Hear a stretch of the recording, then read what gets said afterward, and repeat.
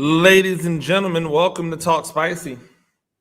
I'm Coach Gene Clemens. Thank you for joining me wherever you're joining me. Rate the show, comment, agree, disagree, but whatever you do, keep it spicy. 5-star ratings are appreciated. If you're joining me on the YouTube channel, make sure you like, make sure you subscribe, make sure you leave a message. We'd love to hear from you, love to hear what you say. We know that you're out there consuming. We've seen the numbers continue to get better and better. I really do appreciate it, but I want you to be there for the long term. So come on over, and join me on a regular basis. Also, shout out to all of the people who watch daily on Facebook as well. Since I've been broadcasting from Facebook as well, I do appreciate you guys, and I know that while many of the young have eschewed Facebook, it still remains as one of the best platforms to be able to communicate with those that you consider to be worth communicating with. And to my Twitter fam, you guys have been 10 toes down from the beginning. Really do appreciate that.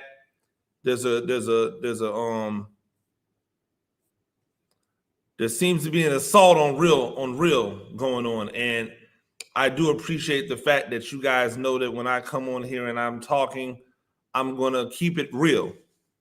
Not like when keeping it real goes wrong, but I'm gonna tell you the honest truth. My honest truth, because that's all I can tell you. I can't really tell you about everybody else's honest truth because I don't know what their honest truth is, but you always get my honest truth, and you always get what I have to give you, and I appreciate that. I posted yesterday that the New Orleans Saints interviewed Eric Bienemy, and then less than 24 hours later, they hired Allen as their new head coach. I don't know if many of you understand the relevance of hiring somebody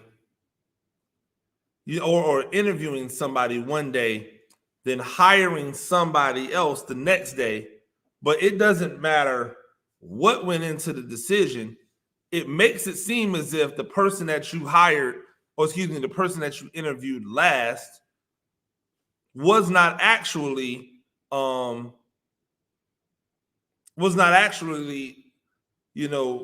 really considered for the job. If you can interview somebody on a Sunday, and then on a Monday hire somebody else, not speculatively, but hire, let it be known that you're going to hire someone else the next day, then that means on Sunday you interviewed the person, which was a very lengthy interview, as some interview processes in the NFL tend to be. That means that you interviewed that person, sat down, evaluated every single person that you interviewed. That means bringing up the things from previous interviews that you've had. You weighed all of those options. You made a decision. You spoke with an agent. You worked out all the details of the contract, and then you made an announcement. So people want us to believe that all of that happened in the same 24-hour period. You interviewed somebody, weighed all your options, did all your negotiations, made sure everything was above board, checked all your boxes, and then announced it. You did all of that in 24 hours. Because none of this stuff gets out by chance. Everything that gets out when it comes to sports and when it comes to entertainment, anything that gets out was meant to get out.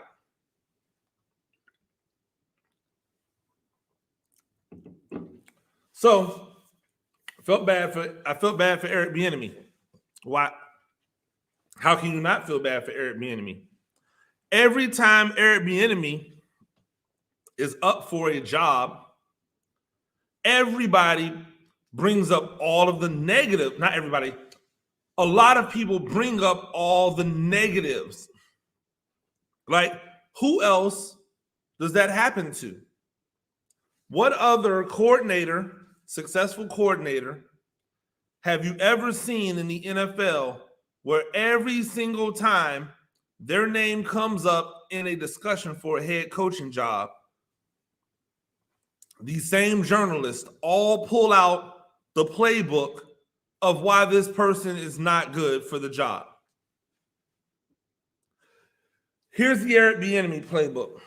When Eric Bienemy was young and still active in the NFL as a player, he was arrested 3 separate times.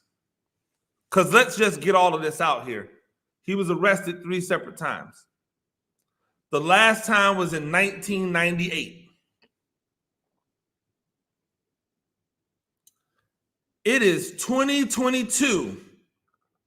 So the last time that Eric Bienemy was arrested was 24 years ago.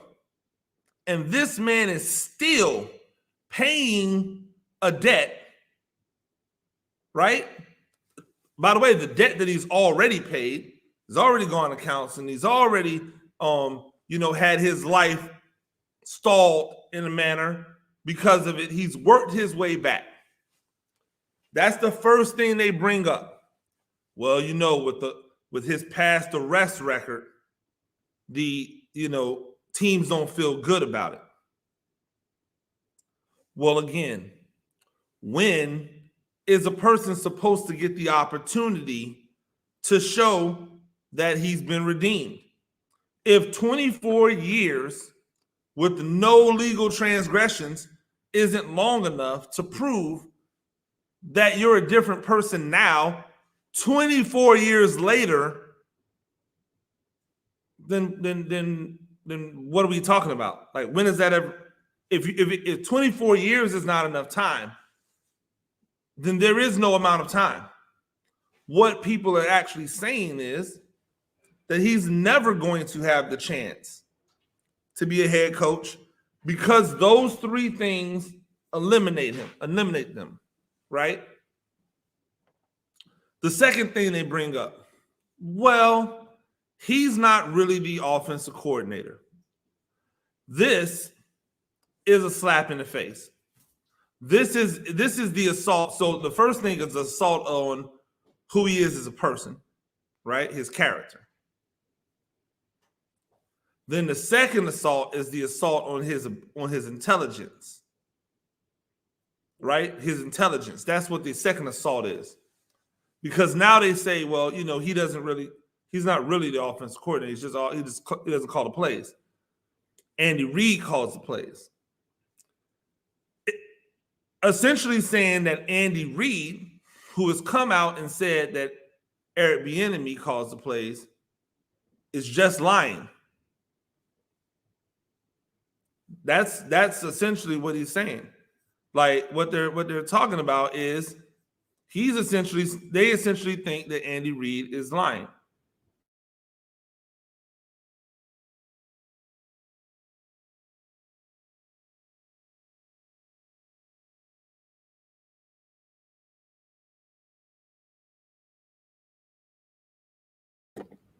That's essentially what they're talking about over there, right? They're saying that Andy Reid is lying because Eric Bienemy doesn't really call the plays. Now, none of these people have any legitimate proof of that, because why can't we just believe the head coach who's talking about the coordinator? That seems to be really simple, right? We don't have to use a third party or an anonymous source. The source, the number one source, is telling us that this man calls the plays. And yet, with that being said, people still say he doesn't call the plays. Now, why do they do that? Because they want you to know he's not talented at his job, really. That he's just there because somebody has to be the offensive coordinator. Someone has to have that title.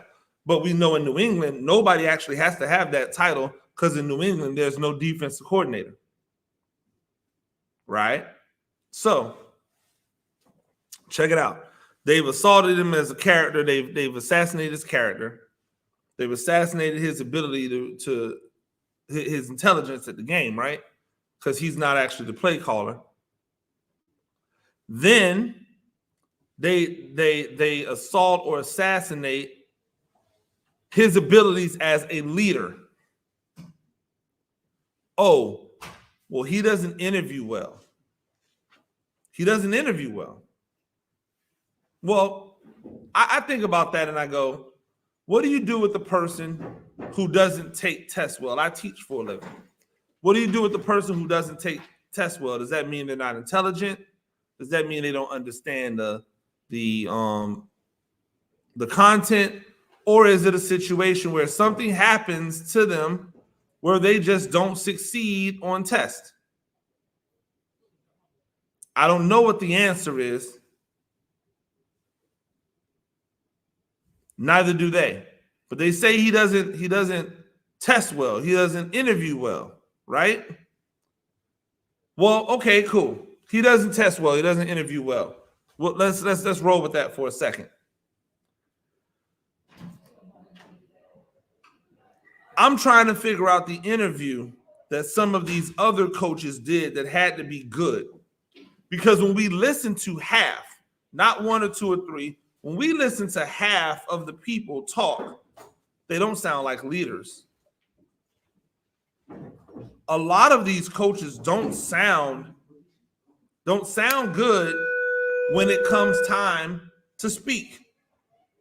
So I'm trying to figure out how some of these guys ascended to a head coaching level, was able to get that opportunity, even though they didn't sound the best. Like, how can you interview well if you can't interview well? So how is it that I listen to press conferences when I listen to these, some of these coaches speak, and I'm like, he doesn't like Joe Judge.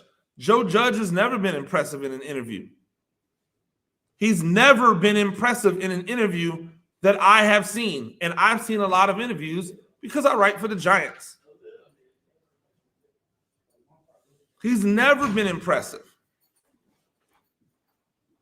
Some of these, matter of fact, many of the coaches that have come off the Belichick tree have not sounded impressive in interviews.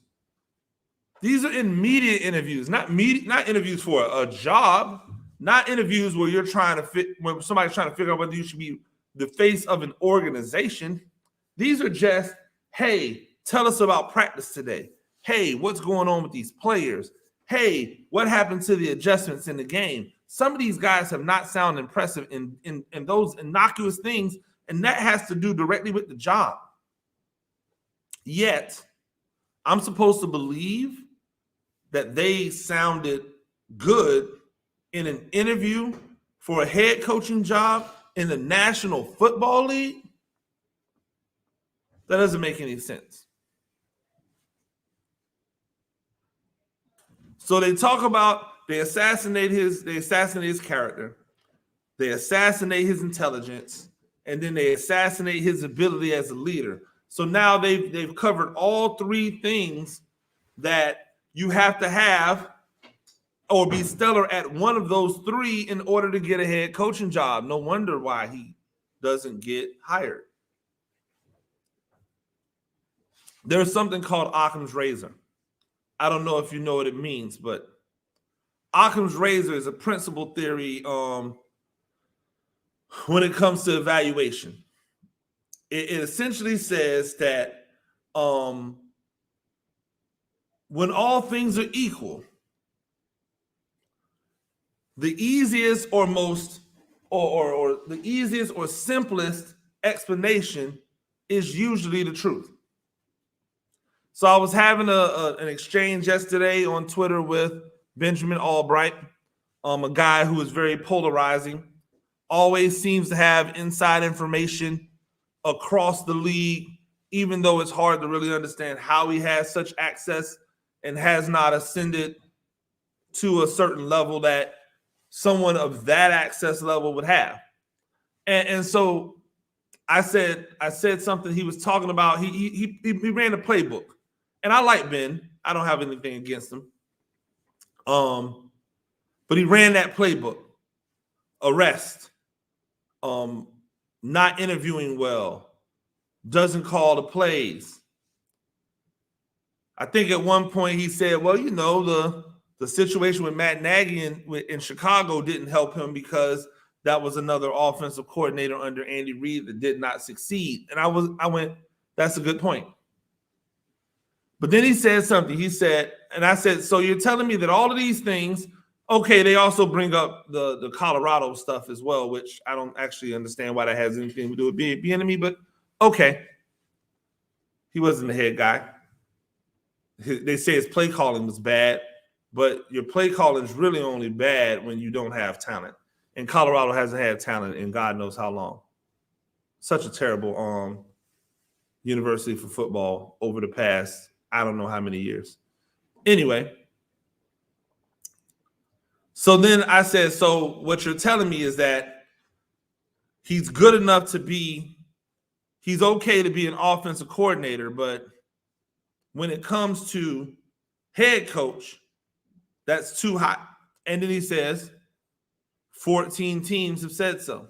14 teams have agreed. In other words, he's interviewed 14 times for a head coaching job. I'm assuming that's what he means. He's interviewed 14 times for a head coaching job and has not received it. So 14 teams believe it. And I sat back and went, Occam's razor.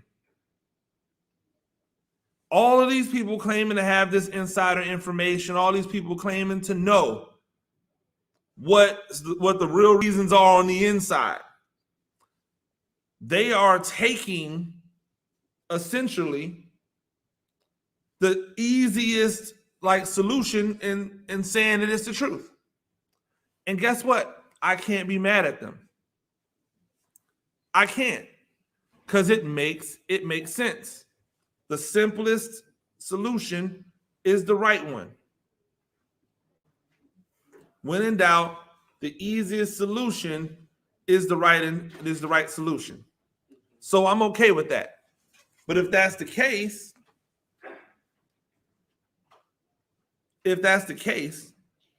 then I'm also going to have to use Occam's razor. Because the simplest solution to why so many black coaches don't get the opportunity to be head coaches is because they're looking for reasons not to hire them instead of reasons to hire them. That's the simplest solution when everything is equal. Because if Eric Bienemy can't get a job because he's not the play caller, supposedly, meanwhile, all of these other offensive coordinators at offenses that don't even come close to the level of success as Kansas City's offense, if they can get head coaching jobs, then what are we saying? If Eric Bienemy does not interview well, and yet other guys who don't interview well keep getting jobs, what does that say? If Eric Bienemy has a past that people don't want to mess with, and yet coaches who have checkered past that don't go 20 years deep can get hired, then what are we saying? It's Occam's razor. When all things are equal, the simplest solution or the simplest explanation is usually the truth. Lovie Smith is sitting in a head coaching seat right now, and people are disrespecting Lovie Smith as if he does not have a winning record as a head coach in the NFL. As if the reason why he didn't have success in Tampa Bay was because they were rebuilding, and then Tampa Bay tried to get him to hire guys that he didn't want to hire. And he went, nah, I'm good. And they went, okay, you fired. And then hired his assistant. So regardless of how things happen, regardless of what's going on, we've got to acknowledge the truth. We have to acknowledge the truth. And if we're not going to do that, then are we really being honest? I tell you, this is the truth about the Texans. They want to hire a guy who has no experience as an NFL coach, but they can't. That's why they fired Cully. So once they realized they couldn't, they had to. We might as well save face and keep things as status quo as we possibly can to try to hire this guy in the future. So they hired Lovie Smith. That's simple. He better be aware. He better be aware. If it's me and I'm Lovie Smith, Josh McCown is gone.